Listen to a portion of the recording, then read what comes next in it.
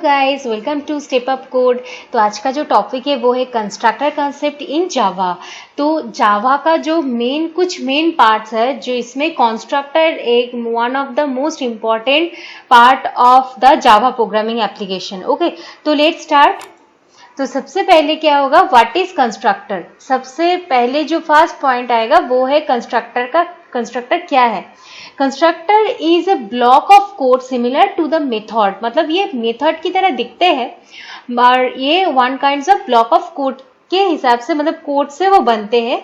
और ये कब कॉल होता है, जब it is called when an instance of class is created, मतलब जब क्लास का एक इंस्टेंस क्रिएट होता है तब वो ऑटोमेटिकली कंस्ट्रक्टर कॉल होता है।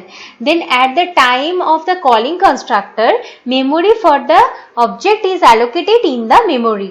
ये गया फर्स्ट पॉइंट, मतलब जब कोई कंस्ट्रक्टर का कोई ऑब्जेक्ट क्रिएट होता है तब क्या होता है, कंस्ट्रक्टर ऑटोमेटिकली कॉल होता है एंड क्या करते हैं, ऑब्जेक्ट तब वो मेमोरी में एलोकेट करते हैं ऑब्जेक्ट का लोकेशन। फिर क्या है, नेक्स्ट पॉइंट में क्या है, it is a special type of member method which is used to initialize the object, मतलब ऑब्जेक्ट का जो ऑब्जेक्ट को इनिशियलाइज करने के लिए ये कंस्ट्रक्टर यूज होता है। Every time an object is created using the new keyword, new keyword मतलब क्या है, देखोगे जो पहले वाला एग्जाम्पल था मेरा, तो इसमें क्या होगा, जो एक रेक्टेंगल नाम का, ये देखो रेक्टेंगल नाम का एक मैंने क्लास बनाए थे जिसमें आर नाम का एक कुछ ऑब्जेक्ट बनाए थे जिसमें देखो ऐसे न्यू रेक्ट ऐसे लिखे थे। ये न्यू जो है, new is a keyword, by using new से क्या होता है, कंस्ट्रक्टर को कॉलिंग होता है। ये है कंस्ट्रक्टर। इसको देखो, ये जो रेक्ट लिखा हुआ then first bracket open close है, ये है कंस्ट्रक्टर कॉलिंग। देन क्या हो, नेक्स्ट पॉइंट में क्या है, all classes have constructors whether you defined one or not because Java automatically provides a default constructor. That means ये प्रीवियस वाला जो एग्जाम्पल है उसमें कंस्ट्रक्टर का कोई भी पार्ट मैंने नहीं लिखे है। तो इसका मतलब क्या है, अगर तुम क्लास का कोई भी प्रोग्राम में तुम क्लास का ऑब्जेक्ट बना रहे हो और उस ऑब्जेक्ट के हिसाब से कोई कंस्ट्रक्टर उस क्लास में तुमने डिफाइन नहीं किए हो, तो सिस्टम क्या करेगा, बाय डिफॉल्ट एक डिफॉल्ट कंस्ट्रक्टर प्रोवाइड करता है। क्योंकि ये जो डिफॉल्ट कंस्ट्रक्टर है ये क्यों क्रिएट होता है, देखो हर बार जब क्लास होता है, क्लास में तुम क्लास का जो मेंबर वेरिएबल बोलो, मेंबर मेथड्स बोलो, उसको एक्सेस करने के लिए तुमको तो ऑब्जेक्ट क्रिएट करना ही पड़ेगा। जब भी ऑटोमेटिक ऑब्जेक्ट क्रिएट होता है तो ऑटोमेटिकली ये कंस्ट्रक्टर कॉलिंग हो जाते हैं। तुम इसका बॉडी पार्ट में इसका बॉडी लिखो, इसका डेफिनेशन दो, इसका कोई फर्क नहीं पड़ता। अगर नहीं लिखोगे तो ये डिफॉल्ट कंस्ट्रक्टर प्रोवाइड करते हैं। अगर इसका बॉडी तुम खुद लिखोगे तो ये ऑटोमेटिकली जो वैल्यू, जो कंस्ट्रक्टर का पार्ट तुमने प्रोग्राम में डाले हो उसका कॉलिंग हो जाएगा ऑटोमेटिकली। तो इसका एग्जांपल हम दिखाएंगे धीरे धीरे। तो ये था ये लास्ट पॉइंट, जैसे लिखा है, however once you define your own constructor the default constructor is no longer used, जैसे कि मैंने कहा, ठीक है ना। तो नेक्स्ट पॉइंट में क्या आते हैं, रूल्स फॉर राइटिंग कंस्ट्रक्टर्स। तो कंस्ट्रक्टर का रूल्स क्या है, फर्स्ट जो रूल्स है वो है कंस्ट्रक्टर बोलो और कंस्ट्रक्टर्स बोलो, कुछ भी बोलो, क्योंकि एक क्लास में मोर देन वन कंस्ट्रक्टर होता है। तो constructor of a class must have same name as the class name in which it resides, मतलब जहां तुम क्लास लिख रहे हो, क्लास के अंदर जैसे तुम मेंबर मेथड लिख रहे हो, जैसे कि तुम गेट डेटा मेथड बोलो या फिर आउटपुट मेथड, कुछ भी मेथड का नाम दे रहे हो, ये है normal method, that means member method. But constructor कैसे आइडेंटिफाई होगा, कंस्ट्रक्टर हमेशा जो क्लास का नाम है सेम टू सेम वही नाम से मतलब कंस्ट्रक्टर का नाम दिया जाता है, तभी ये constructor system identify, JVM identify करता है, अच्छा ये कंस्ट्रक्टर है। तो इसीलिए क्या होगा, कंस्ट्रक्टर हमेशा स्टार्ट्स विथ ऑलवेज क्लास का नाम से सेम होना चाहिए। देन सेकेंड रूल क्या है, a constructor in Java can not be abstract, final, static, synchronized. And third one is access modifier can be used in constructor declarations to control its access, that is which other class can call the constructors. तो ये एक और बात है कि constructor जो है वो दो टाइप का हो सकता है, मतलब दो टाइप एक्सेस स्पेसिफायर कंस्ट्रक्टर के सामने यूज कर सकते हो, एक है private, second one is a public. कोई भी कंस्ट्रक्टर के सामने अगर तुम प्राइवेट इंसर्ट लिखते हो तो क्या होगा, उसी क्लास के अंदर तुमको ऑब्जेक्ट क्रिएट करना पड़ेगा और उस ऑब्जेक्ट से तुम कोई भी मेंबर वेरिएबल्स और मेथड को यूज कर सकते हो। बट अगर एक जो क्लास है, ये क्लास का कोई भी कंस्ट्रक्टर को तुमने पब्लिक डिक्लेयर करोगे तो वो दूसरे क्लास के अंदर भी तुम उस क्लास का ऑब्जेक्ट तुम बना सकते हो। जैसे कि एक एग्जांपल मैं दिखाऊंगी पब्लिक और प्राइवेट में। जैसे नॉर्मल प्राइवेट और पब्लिक का जो डिफरेंस है वही है, कंस्ट्रक्टर के सामने अगर तुम प्राइवेट दोगे तो कंस्ट्रक्टर जो है वो तुमको सेम क्लास के अंदर ही उसका सिग्नेचर भी लिखना, मतलब सिंटैक्स भी लिखना पड़ेगा और उसको उसका जो मतलब कोई भी ऑब्जेक्ट जो है वो उसी क्लास के अंदर ही बनाना पड़ेगा और उसको क्रिएट कॉल करना पड़ेगा। बट अगर पब्लिक लिखोगे कोई भी कंस्ट्रक्टर के सामने तो उस क्लास के अलावा भी तुम दूसरे क्लास में उस क्लास का ऑब्जेक्ट तुम क्रिएट कर सकते हो और उसका उस ऑब्जेक्ट से तुम उसका मेथड को कॉल कर सकते हो, यूज कर सकते हो, ठीक है ना। तो ये है कंस्ट्रक्टर का rule. Next one is a constructor का होगा टाइप्स ऑफ कंस्ट्रक्टर। तो how many types of constructor, there is a two types of constructor. Second first one is a default constructor, जैसे मैंने कहा कि no argument constructor by default constructor होता है। और second one is a parameterize constructor, मतलब जो हम लोग यूजर जो है वो बनाते हैं वो है यूजर डिफाइंड कंस्ट्रक्टर, या फिर पैरामीटराइज जो पैरामीटर पास करवाते हैं कंस्ट्रक्टर में वो है पैरामीटराइज कंस्ट्रक्टर। तो इसका एग्जाम्पल एक एक करके बताएंगे, तो मैं पहले पूरा थ्योरी बता देती हूँ, फिर उसके ऊपर मैं एक एक करके एग्जाम्पल बताऊंगी, ठीक है ना। तो नेक्स्ट क्या है, नेक्स्ट एक इंटरव्यू क्वेश्चन होता है इस टाइप का कि does constructor return any value. Yes, it's a very important question for interview. एक और भी क्वेश्चन है वो है कंस्ट्रक्टर कभी भी क्या प्राइवेट हो सकता है या फिर प्रोटेक्टेड हो सकता है। मतलब हम लोग जानते हैं कंस्ट्रक्टर हमेशा पब्लिक होता है, बट ये क्वेश्चन भी आता है कि हमेशा कि ये प्राइवेट होता है या फिर पब्लिक मतलब प्रोटेक्टेड होता है।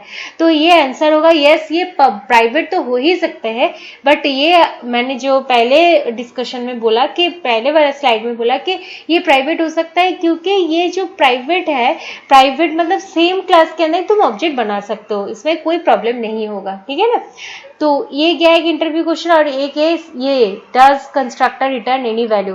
There are no return value statements in constructor. ये दिखने में मेथड की तरह ही होता है बट ये कोई भी वैल्यू रिटर्न नहीं करता, but constructor returns current class instance. Okay, जो क्लास का जो ऑब्जेक्ट है, करंट जो क्लास है उसका जो इंस्टेंस है मतलब ऑब्जेक्ट है उसको रिटर्न करते हैं क्या ना कंस्ट्रक्टर।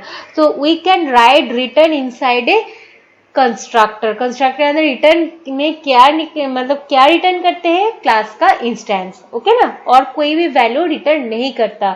जैसे कोई भी कंस्ट्रक्टर के सामने वॉइड भी नहीं लिख सकते हम, ठीक है। तो ये गया एक एग्जाम्पल। फिर नया जो पार्ट है, नया जो पीपीटी है वो है क्या ना this is a very important key मतलब keyword of the Java programming. तो व्हाट इज दिस मतलब यूज ऑफ दिस कीवर्ड। तो फर्स्ट जो पॉइंट है, this can be use to invoke current class constructor. जो तुम्हारा करंट जो class constructor है उसको इन्वोक करने के लिए दिस यूज होता है। तो नेक्स्ट वन इज क्या, this can be use to return the current class instance from the method. तो ये सेकेंड पॉइंट है, जैसे कि मैंने कहा है कि करंट क्लास का कंस्ट्रक्टर को कॉल करते तो इसीलिए करंट क्लास के इंस्टेंस का वैल्यू भी रिटर्न करते हैं, मतलब जो रिटर्न है, रिटर्न क्या करेगा, करंट क्लास का इंस्टेंस करेगा from the method. This can use to refer current class instance variable. This can use to invoke current class method implicitly. ये इम्प्लिसिटली और एक्सप्लिसिट की जो काम है वो एक एक करके एग्जाम्पल में बताएंगे। And this can be passed as argument in the constructor call, and this can pass an argument in the method call, मतलब कंस्ट्रक्टर कॉलिंग में भी दिस पास हो सकता है और मेथड जो तुम लिखोगे क्लास के अंदर उसमें भी तुम दिस को यूज कर सकते हो। तो ये एक सिंपल सा थ्योरी था कंस्ट्रक्टर के ऊपर। और भी कुछ कंस्ट्रक्टर के इंपॉर्टेंट क्वेश्चन हम डिस्कस करेंगे नेक्स्ट सेशन में। तो एक काम करते हैं, इसके ऊपर एक सिंपल सा एग्जाम्पल दिखाते हैं। तो नो आर्गुमेंट कंस्ट्रक्टर के ऊपर पहले हम डिस्कस करते हैं, फिर उसके बाद हम पैरामीटराइज कंस्ट्रक्टर के ऊपर जाएंगे, ठीक है। तो चलो एक एक करके शुरू करते हैं। देखो फाइल में जाकर मैं क्या करती हूँ, न्यू प्रोजेक्ट डालती हूँ। न्यू प्रोजेक्ट में हम जावा एप्लीकेशन लेते हैं, फिर नेक्स्ट इसमें हम रेक्ट क्लास का ही एग्जाम्पल में दिखाते हैं। तो सबसे पहले हम कॉन्स नाम का एक क्लास लेते हैं कंस्ट्रक्टर के लिए, ऐसे ले लिया नेटबीन्स में, ये गया। इसमें वॉइड मेन है, तो चलो ऊपर में मैं सेम वो रेक्टेंगल वाला डिजाइन जो प्रोग्राम है उसको ही हम इसके ऊपर करते हैं। क्या किया मैंने, क्लास रेक्ट नाम का एक क्लास लिया रेक्ट नाम का, जिसमें हम मेंबर वेरिएबल डालते हैं length and breadth. Okay, next क्या करेंगे, हम क्लास का जो कंस्ट्रक्टर बनाएंगे। देखो कैसे कंस्ट्रक्टर बनते हैं। मैं क्या करती हूँ, जो कंस्ट्रक्टर है उसको पब्लिक बनाती हूँ, क्योंकि मुझे वॉइड मेन जो है, वॉइड मेन दूसरे क्लास में है, तो दूसरे क्लास के अंदर जो वॉइड मेन है उसके अंदर मुझे रेक्ट क्लास का ऑब्जेक्ट बनाना है। तो अगर मैं इसमें प्राइवेट डालूंगी ना तो इसमें वो एक्सेस नहीं कर पाएगा, मैं दिखाऊंगी इसके बाद। तो पब्लिक डालूंगी तो इंसर्ट करूंगी तो ये ऑटोमेटिकली इसके अंदर तुम इसका ऑब्जेक्ट तुम बना सकते हो। ऊपर वाला जो रेक्ट क्लास है उसका ऑब्जेक्ट तुम बना सकते हो। तो चलो शुरू करते हैं। तो क्या हुआ, रेक्ट, ये देखो ये है तुम्हारा कंस्ट्रक्टर। जैसे क्लास का जो नाम है सेम टू सेम वही स्पेलिंग वही नेम इसमें मतलब इंसर्ट किया है मैंने। फिर पब्लिक लिखा है, इसमें कोई रिटर्न नहीं लिखा है, क्योंकि ये रिटर्न का कोई स्टेटमेंट नहीं लिखना होता है इसमें, ठीक है। तो इसमें मैं क्या करती हूँ, मैं ऐसे एक वैल्यू इनिशियलाइज कर देती हूँ, लेंथ में भी 0 डाल देती हूँ और ब्रेथ में भी 0 ही दे देती हूँ, ठीक है। फिर क्या होगा, मैं कैसे एरिया नाम का मेथड में हम नॉर्मल रिटर्न करती हूँ, इसका एरिया का जो फॉर्मूला है वो हो गया। फिर इसमें हम डिस्प्ले करते हैं, वॉइड डिस्प्ले, जिसमें हम क्या करेंगे, द एरिया इज, ऐसे लिखेंगे एरिया इज करके प्लस देकर एरिया फंक्शन को कॉल कर रहे हैं हम। तो क्या होगा, सबसे पहले मुझे इस क्लास का जो डिस्प्ले फंक्शन है उसको वॉइड मेन से यूज करने के लिए सबसे पहले ऊपर वाला जो क्लास है उसका ऑब्जेक्ट बनाना पड़ेगा। तो मैं क्या कर रही हूँ, इसका ऑब्जेक्ट बनाती हूँ। देखो ऐसे rect r equals to new rect. ये देखो जब भी तुम ये लिखोगे ना, ऑटोमेटिकली ये जब लिखोगे ये ऑटोमेटिकली कौन सा कंस्ट्रक्टर को कॉल करेगा, ये वाला कंस्ट्रक्टर को कॉल करेगा। तो इसके अंदर जो बॉडी है उसको वो ऑटोमेटिकली एग्जीक्यूट हो जाएगा। तो चलो मैं चेक करती हूँ वो एग्जीक्यूट करके क्या आउटपुट लाते हैं। तो इसीलिए r.display मेथड को कॉल कर लो। देखो इसको रन करके क्या आते हैं, देखो अगर इसका वैल्यू जो है वो रन करने के बाद आएगा 0। देखो क्या आउटपुट आता है, क्योंकि ये जो 0 इसलिए आएगा क्योंकि इसमें जो वैल्यू है सी, ये देखो द एरिया इज 0 ऐसे आ रहा है, द एरिया इज 0, क्योंकि इसमें देखो मैं लेंथ और ब्रेथ को 0 से इनिशियलाइज किया। तो तुम बोलोगे चलो तो दूसरे वैल्यू से चेक कर लेते हैं। लेंथ में 10 देते हैं और ब्रेथ में लेंथ में 5 देते हैं, ब्रेथ में 10 देते हैं। तो इसका आउटपुट 50 होना चाहिए, क्योंकि ऑटोमेटिकली तुम जब ऑब्जेक्ट कॉल कर रहे हो मतलब क्रिएट कर रहे हो तो ऑटोमेटिकली न्यू से क्या हो रहा है, वो नो आर्गुमेंट कंस्ट्रक्टर जो है, क्योंकि इसमें कोई आर्गुमेंट पैरामीटर तो पास किया नहीं मैंने, तो इसीलिए no argument constructor automatic call हो जाएगा। देखो ये ऑटोमेटिक कॉल हो रहा है और इसमें देखो 50 आ रहा है, क्योंकि इसमें जो वैल्यू है वो इनिशियलाइज हो गया। तो इसके बाद डिस्प्ले में जब भी एरिया फंक्शन को कॉल होगा तो एरिया मेथड में लेंथ और ब्रेथ 5 और 10 मिलेगा, तो इसको मल्टीप्लाई करके आउटपुट 50 आएगा। तो ये गया नो आर्गुमेंट कंस्ट्रक्टर। तो इसको मैं पैरामीटराइज्ड कर देती हूँ। देखो इसमें हम आर्गुमेंट डालते हैं, कितना आर्गुमेंट देना चाहिए इसमें वैल्यू को इनिशियलाइज करने के लिए, मिनिमम 2, क्योंकि एक है लेंथ और एक है ब्रेथ के लिए। तो इसीलिए मैंने इंट एल लिखा है और इंट बी भी लिखा है। तो देखो लेन जो है ये है तुम्हारा मेंबर वेरिएबल माइंडेड और ये है तुम्हारा लोकल वेरिएबल। मतलब इसका जो सेकंड ब्रैकेट जब क्लोज होगा एल और बी का जो लाइफ है वो स्कोप क्लोज हो जाएगा, ऑटोमेटिकली डिस्ट्रॉय हो जाएगा। तो इसमें क्या होगा, देखो ये जो ये 1 नहीं है, ये एल है माइंडेड। तो इसमें क्या होगा, लेंथ में एल आएगा और ब्रेथ में आएगा बी। हो गया, सारे के सारे जो भी है वो सेम रहेगा। इसमें देखो एरर आ रहा है क्योंकि ये तो यहाँ पर जो क्लास है इसका जो कंस्ट्रक्टर है वो नो आर्गुमेंट नहीं है, इसमें पैरामीटराइज्ड है। इसमें कितना पैरामीटर है, 2 पैरामीटर है। तो इसीलिए तुमको you have to insert 2 parameters with in that brackets. तो सबसे पहले देखो हम इसमें 10 और 20 दे देते हैं। तो इसको तुम जाकर रन करोगे, देखोगे आउटपुट उसके हिसाब से आएगा। देखो 200 आ रहा है, ठीक है ना। अब तुम्हारे पास एक क्वेश्चन आएगा कि अगर मुझे इसको यूजर डिफाइन करना है कंस्ट्रक्टर को तो कैसे करेंगे।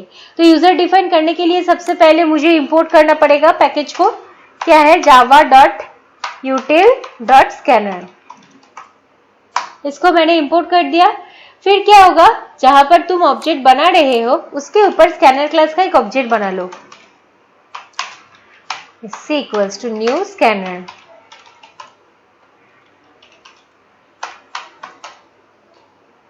बना दिया। फिर इसमें क्या करेंगे, हम इसमें लिखेंगे एंटर लेंथ एंड ब्रेथ। फिर इसको यूजर डिफाइंड वैल्यू ले लो, int l equals to sc dot next int. हो गया। फिर int b equals to sc dot next int. 2 value बन गया। फिर इसमें हम एल और बी को पास करवाते हैं। तो ये गया user defined, check it.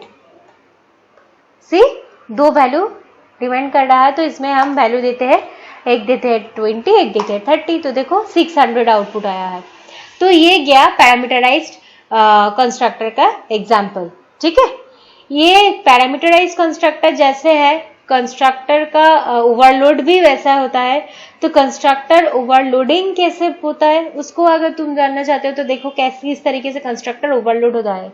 Constructor overloading में क्या होगा, सबसे पहले इसमें हम जैसे कि इस क्लास में एक ही पैरामीटराइज कंस्ट्रक्टर है तो मैं एक और कंस्ट्रक्टर इसमें डालती हूँ, नो आर्गुमेंट कंस्ट्रक्टर जो है उसका बॉडी डालती हूँ। तो देखो इसमें ऐसे 2 कंस्ट्रक्टर हम इसका बॉडी में लिखती हूँ, जैसे लेंथ इक्वल्स टू 0 जैसे पहले था एंड ब्रेथ इक्वल्स टू 0, ठीक है। तो अगर तुम एक ऑब्जेक्ट को बना रहे हो जैसे rect r equals to L comma B, तो इसमें डिस्प्ले जब करोगे तो ऑटोमेटिकली क्या हो जाएगा बोलो, इसमें तुम्हारा वैल्यू जो है वो सेंड हो जाएगा, मतलब इस ये वाला कंस्ट्रक्टर कॉलिंग होगा, ठीक है। फिर तुम बोलोगे नहीं मुझे दूसरा कंस्ट्रक्टर को कॉल करना है, तो मैं एक और नाम दे देती हूँ r1, फिर न्यू रेक्ट, ऐसे नो पैरामीटर दे रही हूँ। तो ये है कंस्ट्रक्टर ओवरलोडिंग।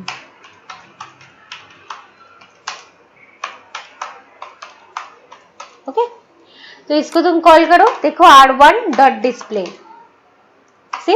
इसको अगर तुम रन करोगे तो चेक करोगे, देखो क्या आउटपुट आएगा। ये देखो ये जो लेंथ और ब्रेथ डिमांड कर रहा है वो है फास्ट वाले को।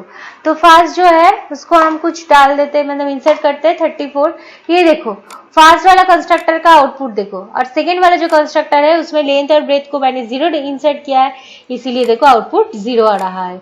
तो ये है कंस्ट्रक्टर ओवरलोड, मतलब एक क्लास में तुम मोर देन 1 कंस्ट्रक्टर यूज कर ही सकते हो, मतलब उसका सिंटैक्स डाल ही सकते हो with respect to your program requirements बोलो, प्रोग्राम का डिमांड के ऊपर बोलो, ठीक है ना।